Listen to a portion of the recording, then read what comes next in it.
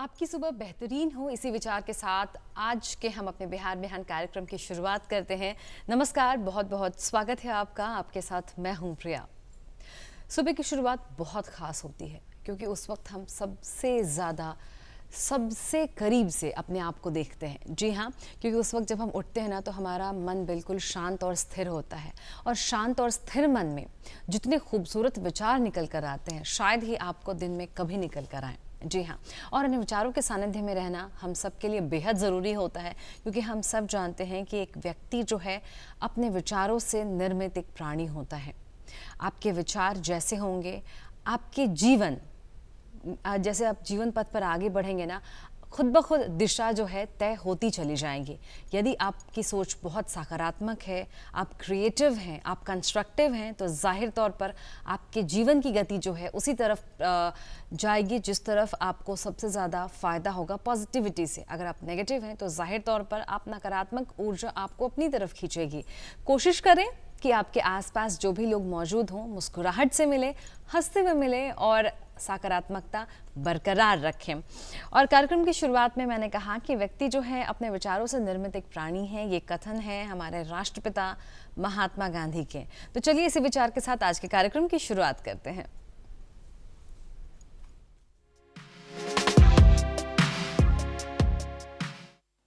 महात्मा गांधी ने कहा था, व्यक्ति अपने विचारों से निर्मित प्राणी है।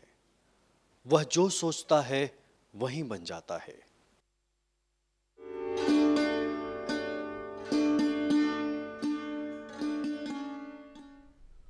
मैंने अपने स्टूडियो में एक मेहमान को आमंत्रित किया है। जी हाँ, आज हमारे साथ स्टूडियो में मौजूद हैं डॉक्टर नेहा सिंह, एम्स में कार्यरत हैं।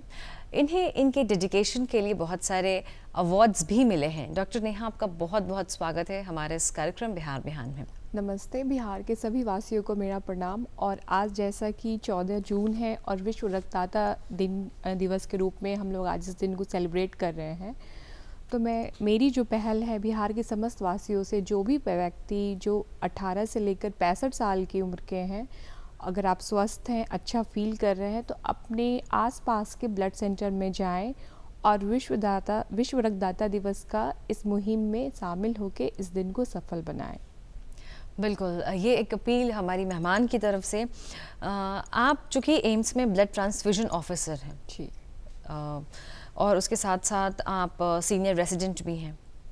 सीनियर रेसिडेंट में 3 साल ट्रांसफ्यूजन मेडिसिन। यस, बिल्कुल। तो एक बहुत बड़ी जिम्मेदारी है, क्योंकि ट्रांसफ्यूजन की ज़रूरत तब महसूस होती है जब लगता है कि अब शायद जो है मेडिसिन्स हैं अब हमारे लिए हमारे शरीर में काम नहीं कर रहे हैं, अब हमें ट्रांसफ्यूजन की ज़रूरत उस वक्त पड़ जाती है। ब्लड डोनेशन, आपने कहा कि मुहिम में शामिल होना चाहिए, हम सबको मुहिम में एकजुट होकर के शामिल होना चाहिए। लेकिन इसमें एक बहुत बड़ी चीज़ है ना कि लोगों के मन में बहुत सारी भ्रांति है कि अगर हम ब्लड डोनेट करते हैं तो हमें वीकनेस हो जाएगा, हम ब्लड डोनेट करते हैं तो बहुत सारी चीज़ें हैं। हम चाहेंगे कि आप एक एक करके उन मिथ्स को आप यहाँ पे उनका खंडन करें। डेफिनेटली लोगों का ऐसा सोच है, जैसे घर पे हम प्राय अपनी मम्मी से या पेरेंट्स से सुनते हैं कि ब्लड डोनेशंस करोगे तो वीक हो जाओगे, हो सकता है कि तुम ना सही से कोई काम ना कर पाओ, तुम्हें एनीमिया हो जाएगा, हो सकता है कि तुम्हारी प्रजनन करने में दिक्कत आएगी, इन्फेक्शंस होने की संभावना है, और कई भी सारे सोच होते हैं जिसके चलते जो हमारी युवा है या कहे कि जो व्यक्ति जो ब्लड डोनेशन कर सकते हुए हमारे साथ नहीं जुड़ पाते हैं। तो बेसिकली बिहार, जैसा कि अगर हम पूरे भारत की बात ना करें, बिहार की बात करें, तो बिहार का जो पॉपुलेशन है लगभग 13 से 14-15 करोड़ की है, और इसमें 2 लाख जो है पर ईयर ब्लड की डिमांड आती है। और ब्लड की डिमांड जो होती है, कुछ लोगों की लाइफ, कुछ ऐसे डिजीज़ होते हैं जिसमें कि उनकी लाइफ ही जो है रक्त पे ही कह सकें कि डिपेंडेंट होती है। जैसे कि आप थैलेसीमिया ले लें, सिकल सेल मलेरिया ले लें, सिकल सेल एनीमिया ले लें। इसके अलावा कैंसर पेशेंट्स होते हैं जिनमें कि बहुत सारे ट्रांसफ्यूजन की ज़रूरत होती है। अब इसके अलावा ब्लड की, जैसे कि आपने बताया, जैसे कि ट्रॉमा के केसेस में, डिलीवरी के टाइम में ब्लड ट्रॉमा, हॉस्पिटल ट्रॉमा या जैसा भी ट्रॉमा है वैसे केसेस में, सर्जरी के केसेस में अगर बॉडी आपकी मजबूत नहीं है, एनीमिक है, तो आपको ब्लड की आवश्यकता होती है। तो डेफिनेटली ये जो रिसोर्सेस है वो आएगा कहाँ पे? डॉक्टर तभी किसी चीज़ का ट्रीटमेंट कर सकते हैं जब कोई भी चीज़ अगर हमारे पास वो उपलब्ध हो। वैसे भी रक्त हमारे शरीर में जो है, ह्यूमन बॉडी में कोई भी रक्त जो कोशिकाएं होती हैं वो बोन मैरो से निकलने के बाद हमारे शरीर में वो 120 दिनों के अंतराल के बाद वो नष्ट हो जाती हैं। और ये 120 दिन का जो इनका जो रहता है कार्यक्रम, ये अपना इस समय ये सारी कोशिकाओं को वो ऑक्सीजन देती हैं, जो कि इनका मेन काम ये है। तो ये 120 डेज़ में अगर आपने जो अगर ब्लड डोनेशंस काम किया है तो हमारे शरीर में लगभग 5 लीटर के हिसाब से ब्लड मौजूद होती है। पहली बात, ब्लड डोनेशंस के क्रम में आप 350 से लेकर 450 ml ब्लड जो है आप रक्तदान कर सकते हैं। मतलब कि आप 5 लीटर का 10% आप करते हैं। तो इस 10% से कोई भी व्यक्ति अगर डोनेशन करता है तो उसे कोई दिक्कत नहीं आएगी। दूसरी बात कि हमारे शरीर में अगर ये जो 120 डेज़ में अगर आरबीसीज नष्ट हो जाते हैं तो वो उनका फिर क्या होता है? ये जो नष्ट हुए आरबीसी हैं वो हमारे बॉडी में आयरन के स्टोर्स को बढ़ाते हैं। और इसके अलावा कि इनके साथ साथ ब्लड के साथ साथ जो होते हैं, इनके जो प्लाज्मा में जो कहें कि बहुत सारे ऐसे तत्व होते हैं जो कि टॉक्सिन्स होते हैं। तो अगर आप रेगुलर ब्लड डोनेशंस की प्रणाली को अपनाते हैं तो आपका एक फ़िल्ट्रेशन प्रोसेस स्टार्ट होता है। आपको आपकी बॉडी जो है कोलेस्ट्रॉल नियंत्रण में रहती है, लिपिड जो है फैट वो भी नियंत्रण में रहता है। आपके शरीर में जो आयरन का जो स्टोर है, जो कि आयरन नष्ट हो जाता है 120 दिन में, और जो आयरन है वो अगर अत्यधिक मात्रा में अगर जमा होने ले तो उससे भी संभावित डिजीज़ होती हैं जिसको कि हीमोक्रोमेटोसिस कहते हैं।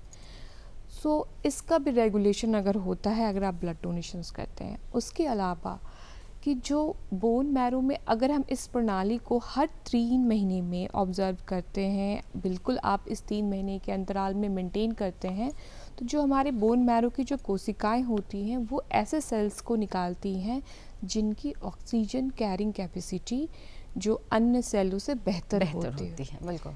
तो डेफिनेटली ये एक रेगुलेशन प्रणाली है जिसमें कि किसी भी पेशेंट के फ़ायदा तो हुआ है, किसी पेशेंट का तो फ़ायदा हुआ ही, साथ साथ वो आपका खुद का फ़ायदा है, आपका वेट भी कंट्रोल रहता है। तो हमेशा इस बात को याद रखना चाहिए कि जब आप ब्लड डोनेशंस करते हैं उसके साथ साथ आप जो कहीं भी किसी भी हॉस्पिटल में जाते हैं या किसी भी ब्लड सेंटर से जुड़ते हैं तो एक आपकी स्क्रीनिंग प्रणाली से पहले आपकी स्क्रीनिंग होती है, तभी आप रक्तदान कर सकते हैं।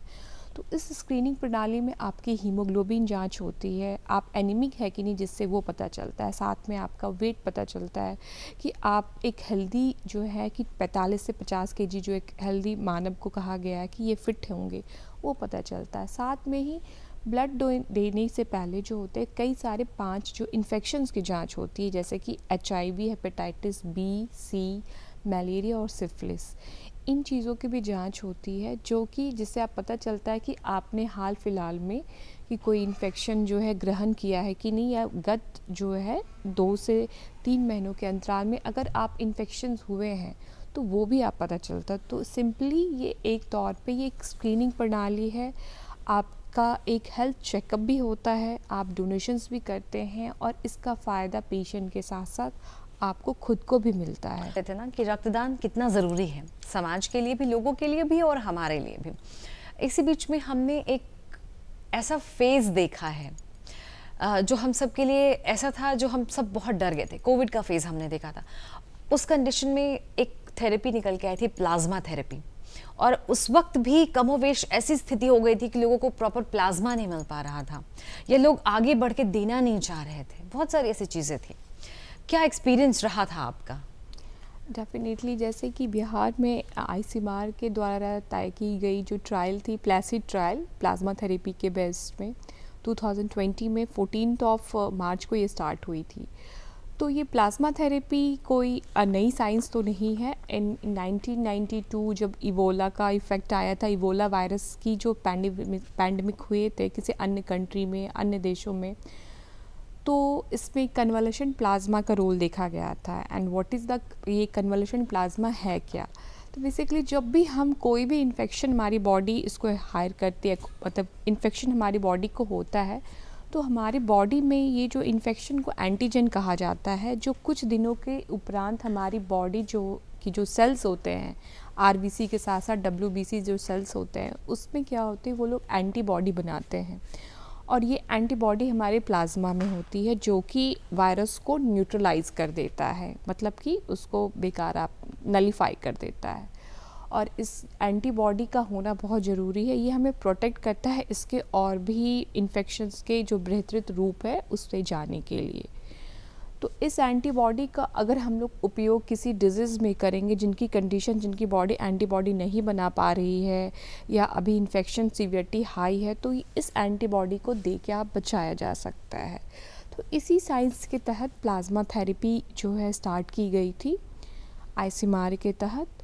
और एम्स पटना ने कोविड काल में कोविड काल का जो संक्रमण महामारी आई थी, उसमें 1,000 से ज़्यादा प्लाज्मा डोनेशंस कराया और लोगों ने जैसा कि मोर देन 1,000 प्लाज्मा रिसीव भी किया है और जिसके परिणाम अच्छे देखे गए थे।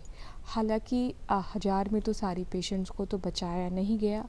अनुमानतः ये देखा गया था, जो आंकड़े आए थे, कि 70 से 80% पेशेंट जो कि प्लाज्मा थेरेपी जिनकी हुई थी उनमें कारगर साबित हुई थी। तो प्लाज्मा का और इस प्लाज्मा थेरेपी की मदद से, जैसे कि हमने कोविड के इलाज के लिए यूज़ किया, इबोला वायरस की ट्रीटमेंट में पास्ट पैंडेमिक में भी यूज़ हुआ है, तो इस प्लाज्मा के चलते अन्य डिजीज़ की भी ट्रीटमेंट होती है। एस्फा गाइडलाइन के अनुसार प्लाज्मा फेरेसिस प्लाज्मा और ब्लड को लेकर उससे अगर फ़िल्टर आप करते हैं तो मोर देन 1,000 से ज़्यादा डिजीज़ हैं जिसमें कि प्लाज्मा थेरेपी इफ़ेक्टिव देखी गई है। जैसा कि आप अगर जानते होंगे, सुने होंगे, जैसे कि माइस्थीनिया ग्रेविस, गुलन-बेरी सिंड्रोम और haemolytic uraemic syndrome, TTP thrombotic thrombocytopenic purpura, बहुत सारे अन्य बीमारियां हैं जिसमें प्लाज्मा थेरेपी कारगर हुई है। और एम्स पटना में अभी तक कोविड प्लाज्मा के अलावा मोर देन 200 डिजीज़ में जो है प्लाज्मा थेरेपी, प्लाज्मा एक्सचेंज का यूज़ हुआ है, जिससे कि पेशेंट को फ़ायदा हुआ है। आप ब्लड ट्रांसफ्यूजन ऑफिसर हैं, ऐसे में आपने बहुत सारे केसेस थैलेसीमिया के देखे होंगे। डेफिनेटली, जैसे ब्लड की डिमांड, जैसे कैंसर पेशेंट्स हैं, हीमोग्लोबिनोपैथीज़ हैं, सिकल सेल एनीमिया, वैसे ही जो सबसे प्रोमिनेंट हीमोग्लोबिनोपैथीज़ है हमारे बिहार में, हमारे स्टेट में, दैट इज़ थैलेसीमिया। और इसके काफ़ी सारे प्रोमिनेंट केसेस हैं। और थैलेसीमिया बेसिकली एक वंशानुगत बीमारी होती है जिसमें कि हीमोग्लोबिन A2 का लेवल जो होता है वो आपकी बॉडी में जितना होना चाहिए उससे कम हो जाता है। और इसी हीमोग्लोबिन A2 को कंपनसेट करने के लिए उनका रेगुलर ब्लड ट्रांसफ्यूजन्स जो होता है कि वो ज़रूरत हो जाता है। और इसके ब्लड ट्रांसफ्यूजन के भी जो कंटिन्यूअस, अगर उनके मंथ में अगर 2 से 3 ट्रांसफ्यूजन है तो आयरन डिपोजिशन से भी वो इस समस्या से वो भी ग्रसित होते हैं। फिर उनके आयरन डिपोजिशंस को हटाने के लिए मेडिकेशंस चलते हैं। तो थैलेसीमिया एक ब्लड डिपेंडेंट बीमारी है जिसमें कि हीमोग्लोबिन का प्रोडक्शन कम होता है। और इसे रोकने की तरीके यही हैं कि अगर थैलेसीमिक चाइल्ड अगर हो गया है तो इनकी लाइफ ब्लड पे ही आधारित रहती है डायग्नोसिस होने के बाद। इसे रोकने के लक्षण में है कि आजकल जो है जो चिकित्सा प्रणाली है, मेडिकल साइंस, वो जो काफ़ी डेवलप हो चुका है।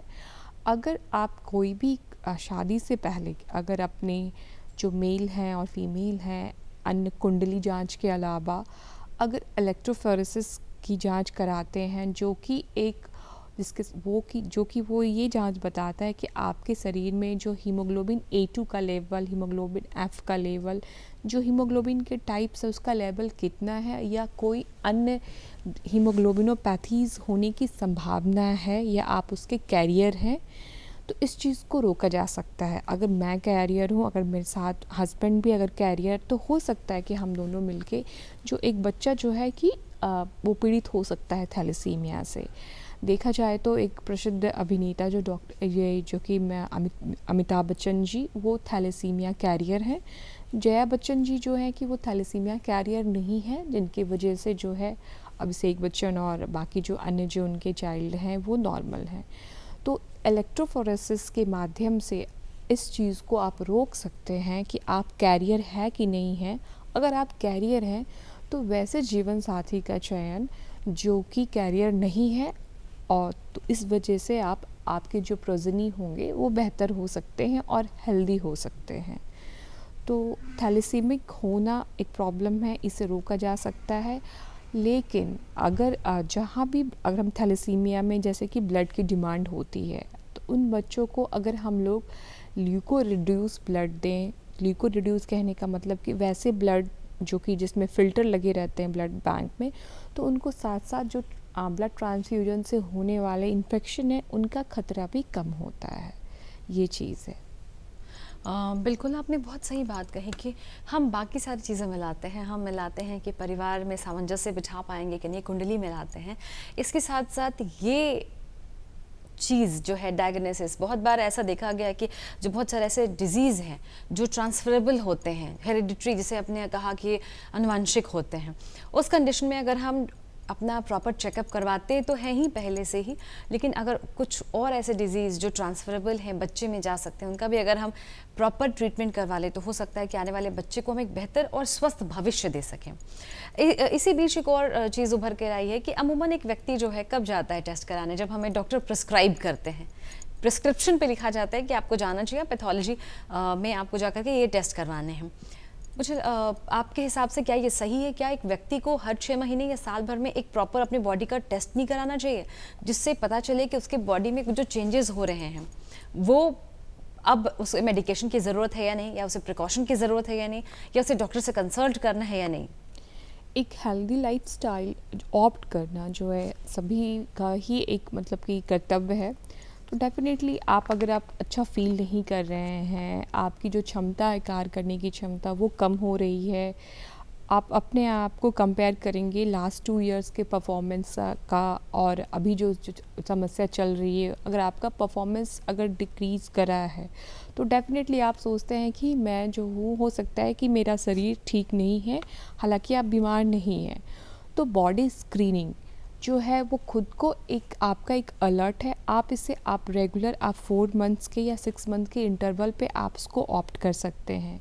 इसके अलावा कुछ चीज़ें ऐसी है जैसे कि ब्लड डोनेशंस।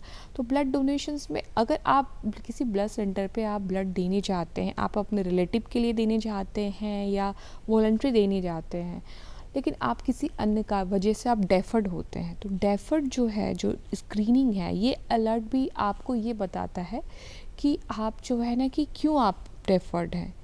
बेसिकली जो क्वेश्चनारे हैं, जो उनसे क्वेश्चंस पूछे जाते हैं, वो इस चीज़ को बताते हैं कि आप में ये दिक्कत है, तो आप इस चीज़ का उपाय करें। हालांकि देखा गया है कि अगर ब्लड सेंटर के डेफर्ड को देखा जाए तो हमारे पास जो है सबसे ज़्यादा डेफर्ड इसलिए होते हैं क्योंकि 60 to 70% डेफर्ड ड्यू टू जिनका हीमोग्लोबिन जो है बेस लाइन हीमोग्लोबिन से कम है, 12.5 ग्राम हीमोग्राम डेलियल। तो इस बेस लाइन से हीमोग्लोबिन कम होने की वजह से ये एनीमिक कहलाते हैं। अगर उनका 11.5 अगर भी है या 12 भी है तो दैट डजंट मीन कि ही इज़ हेल्दी। तो डेफिनेटली अगर आप इस एज स्टेज में हैं 18 to 65 ईयर, आप हीमोग्लोबिन जैसे कि मैंने कहा कि anaemia is the most commonest cause, most commonest frequency we are observing, जो कि हम ऑब्जर्व करते हैं अपने ब्लड सेंटर पे। तो इसके पीछे what is reason behind it, हम इसमें अनहेल्दी क्या हैं, जब हम खाते तो हैं स्वस्थ खां तो डेफिनेटली अगर आप एनीमिया से परेशान हो रहे हैं तो डेफिनेटली आप जो कि आप वॉर्म इन्फेस्टेशन जो एक कॉमन समस्या है, कृमि रोग, उससे भी आप जो है कि आप ग्रसित हो सकते हैं। आपको करना क्या है, आप एक हर 6 महीने पे अपने फैमिली के साथ जो है एक सिंपल एल्बेंडाजोल का टैबलेट है, वो आपको एक रात लेना है, जो कि 3 साल से बच्चे के ऊपर ले सकते हैं। साथ साथ ही जैसे कि मैंने कहा कि कृमि रोग की वजह से भी आप एनीमिक हो सकते हैं।